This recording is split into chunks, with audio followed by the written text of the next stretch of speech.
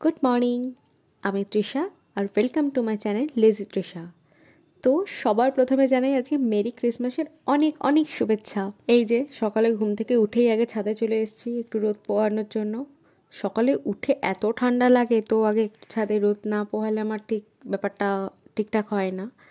আর 25 December তো অত একটা ঠান্ডা ছিল না, তাই সকালবেলায় সোয়েটারটা পরিনি, এমনি ছাদে গিয়ে রোদ পোহাচ্ছিলাম। দেন তারপর নিচে নেমে আসি। আর এদিকে এনাকে দেখছো, উনি যাবেন এখন দাদুর সাথে মাংস কিনতে। একবার রেডি সেডি বলে যেতে বললেই তো উনি এক্ষুনি দৌড় দেবেন।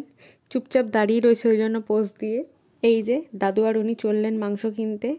মোটামুটি প্রতি রবিবারই ও যায়, আর অন্যান্য দিন মাংস কেনার হলে ওকে আর নিয়ে যাওয়া হয় না, কিন্তু প্রতি রবিবার ও নিয়ম করে এই কাজটা করতে যায়, গিয়ে নিজের মাংসটা নিজে ঠিকঠাক গুছিয়ে কিনে আনে।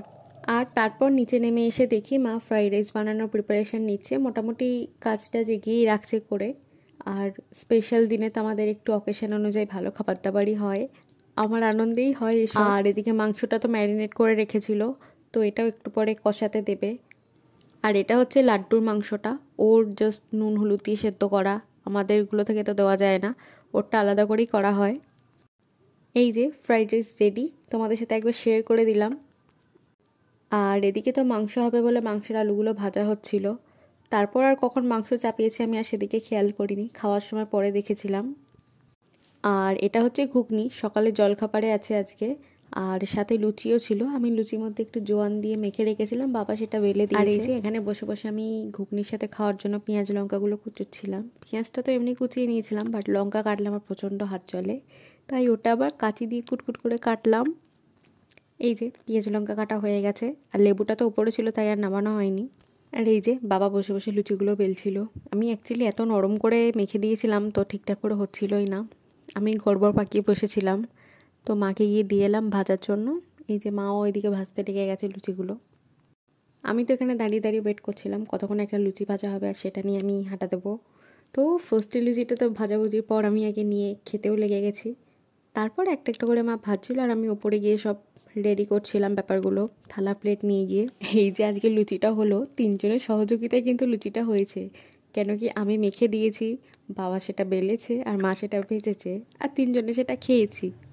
দেন তারপর তো আমি এসে ওপরে লুচিগুলো আর ঘুগনিগুলো বাটিতে আর থালায় ভাগ করে করে দিচ্ছিলাম, সাথে ওপরে একটু স্যালাডও দিয়ে দিচ্ছিলাম। এইসব দায়িত্ব আমারই থাকে, আমিই করি এইসব টুকটাক কাজগুলো। আর এটা কি লুচি বলা যায় না পরোটা বলা যায় জানি না, কেন কি আমি আজকে এমন থ্যাকথ্যাকে করে মেখেছিলাম ব্যাপারটা, তো বাবা মাখতেই পারছিল না। আর আজকে ময়দা আর আটা একেবারে টাইট, আর ছিলও না যে এক্সট্রা একটু দিয়ে মেখে নেবে। তো যা ছিল ওইভাবে একটু করে ম্যানেজ করে নিতে হয়েছে, আর ব্যাপারটা ঠিক ফোলেও নি ওই জন্য। আজকে ওই জন্য লুচির দশাগুলো এরকম, লুচি পরোটা দুটো একই সাথে হয়ে গেছে, না এটাকে লুচি বলা যায় না পরোটা। তো যাই হোক, ভাগযোগ করার পর এই যে আমার প্ল্যাটারটা, এখানে আমি তিনটে নিয়েছি, আর আগে তো একটা খেয়ে ফেলেছি গরম গরম। দেন তারপর তো আমাদের পাড়ায় মোটামুটি সব রকমের আইটেমই মোটামুটি বিক্রি করতে আসে, যেমন ধরো মাছ, সবজি, বিভিন্ন জিনিসপত্র, হেন কিছু নেই যেটা বিক্রি করতে আসে না, সবই মোটামুটি পাবে। আজকে যেমন গুড় বিক্রি করতে এসেছিলো, তো মা একটু কি একটা মিষ্টি না পায়েস বানাবে বলে একটু ওই লিকুইড গুড়গুলো, ওটাকে ঠিক কী বলে আমার জানা নেই, ও হ্যাঁ হ্যাঁ ঝোলা গুড় বলে, তো ওই ঝোলা গুড় একটু নিয়েছিল। আর এই ঝোলা গুড়টা অল্প করে নিয়েছিল, কেন কি আগের দিনে একটা বড় পাটালি গুড় নিয়েছিল, সেই জন্য আর অত কে খাবে, আমাদের খাওয়ার লোকও নেই অত, সেই জন্য এটা নিয়ে তারপর তো এলাম। আর এসে দেখছি মা অলমোস্ট, মায়ের মাংস রান্নাটা কমপ্লিট, তো সেটাই নামাচ্ছিল। আর আমি তো বারবার গিয়ে ঘুরঘুর করছিলাম কখন আমি একটু পাবো সেটা টেস্ট করার জন্য। মাংস যেদিন হয় সেদিন তো আমি বিড়ালের মতো ঘুরঘুর করতে থাকি আশেপাশে। তো হ্যাঁ, এই যে আমার মাংস রেডি, মানে আমি আমার টেস্ট করার জন্য নিয়ে চলে এসেছি। মাংস রান্নার পর সেই মাংস যদি আমি একটু টেস্ট করে না দেখি, তো সেটা মনে হয় রান্নায় অসম্পূর্ণ থেকে যায়।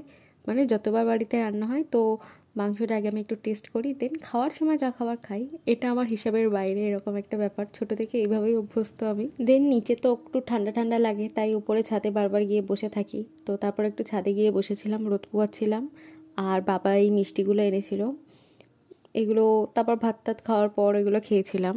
এই যে আমার দুপুরের লাঞ্চের মেনু, ফ্রাইড রাইস, চিকেন কষা, স্যালাড। তো ভেবেছিলাম একটু রায়তা বানাবো, বাট আর বানানো হয়নি। আর অন্যান্য চাটনি পাঁপড় ওসব আমি আর নিইনি। আর বাবা সকালে এনেছিল তো ওই মোয়া, রসগোল্লা, তারপর ছানার পায়েস, তো এগুলো তো আমি খুবই পছন্দ করি। এর মধ্যে সবথেকে পছন্দ হচ্ছে এই ছানার পায়েসটা, এই কাপটাই আমার খুব ফেভারিট। বাকিগুলো খেয়েছি, বাট এটা আমার সবচেয়ে প্রিয়। আর এই কদিন যা ঘরের অবস্থা ছিল সেটা না বলাই ভালো। প্রতিদিন তো মায়ের কাছে ঝাড় খেয়ে খেয়ে অ্যাটলিস্ট আজকের দিনে আমি একটা বিছানার চাদর পেতেছি আর পর্দাগুলো একটু টানিয়ে দিয়েছি। তো জানি না এই গোছানোটা আমার কতদিন থাকবে। তো যাই হোক, আজকের দিনটা তো আমি এইভাবে খাওয়া দাওয়া করে ফ্যামিলির সাথে বেশ আনন্দে মজায় কাটালাম। আর আজকের ভিডিওটা এতটুকুই। ভিডিও